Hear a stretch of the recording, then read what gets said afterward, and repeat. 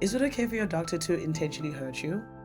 In this Wi-Fi video, we'll ask what kinds of ethical considerations should guide medical practitioners when working with patients and others under their care. It is 1947, Nuremberg, Germany. Sentence is about to be passed in the doctor's trial.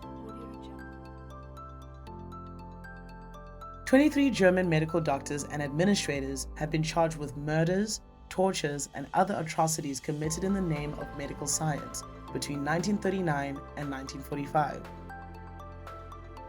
Crimes include a secret euthanasia program, where hundreds of thousands of persons with disabilities were systematically killed across Germany by physicians, as well as medical experiments forcefully conducted on inmates of Germany's wartime concentration camps.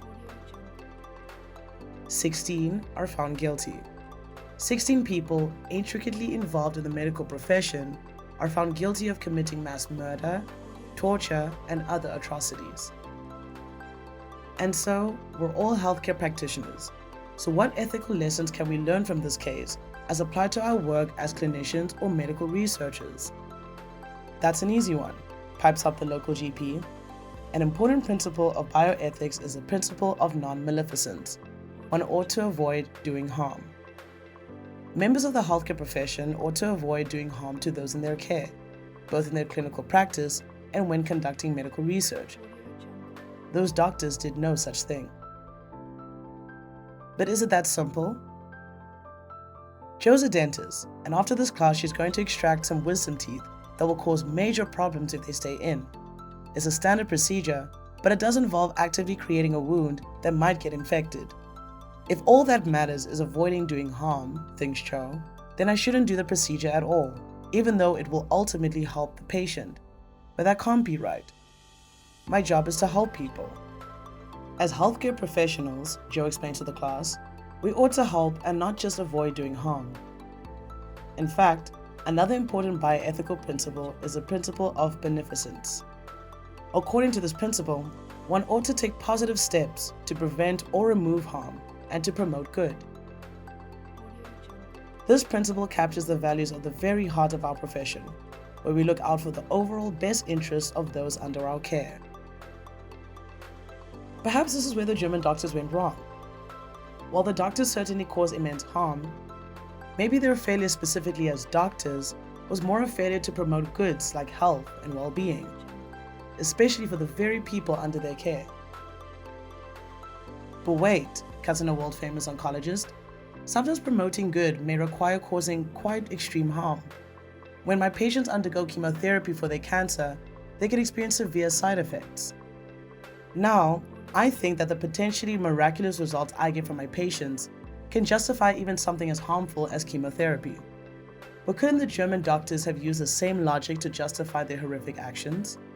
The Nazi doctors believed that they were removing a financial and social burden from the German state, for instance, or were conducting research to aid the German war machine. Then they might have thought that they were promoting good.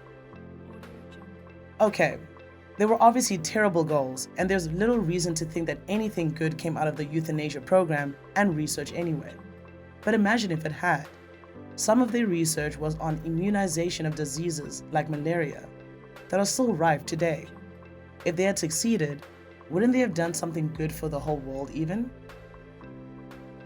But even if there are benefits of the research, Jo retorts, those benefits can't justify just anything, especially harms like murder and torture. The harms and benefits need to be balanced in the right kind of way. Now Jo seems to be onto something. Neither the principle of non-maleficence nor the principle of beneficence is enough by itself. We need to balance both to promote health and well-being while avoiding doing harm. But how can we determine whether the harms and goods are balanced in the right kind of way? One thing that is relevant is the person's intention. If the person intends good but brings about a harm as a foreseeable but unintended side effect, their action may still be morally justified. This general idea is sometimes captured by what is called the doctrine of double effect. In Jo's case, she intends to help her patient.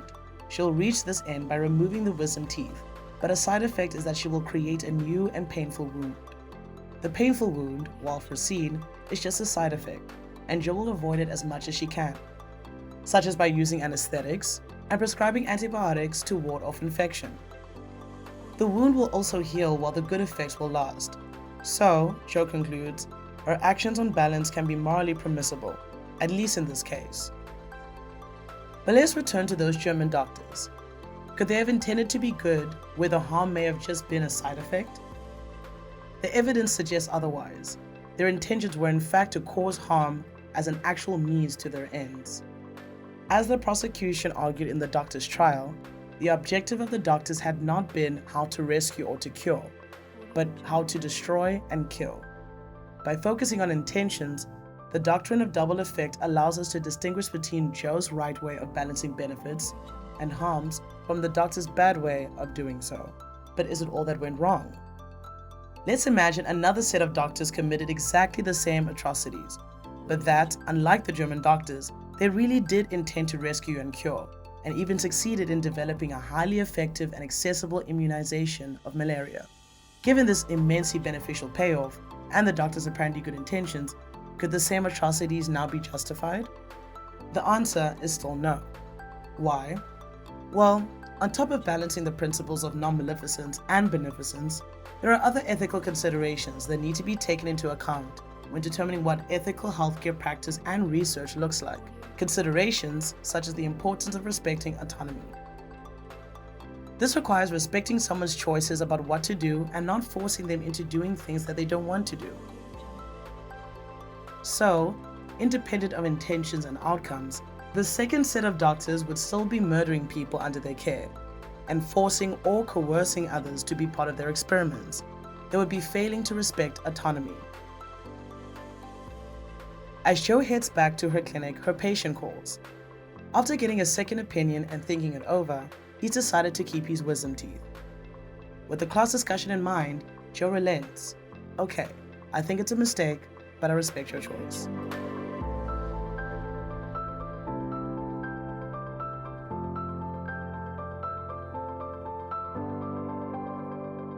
Audio Jungle.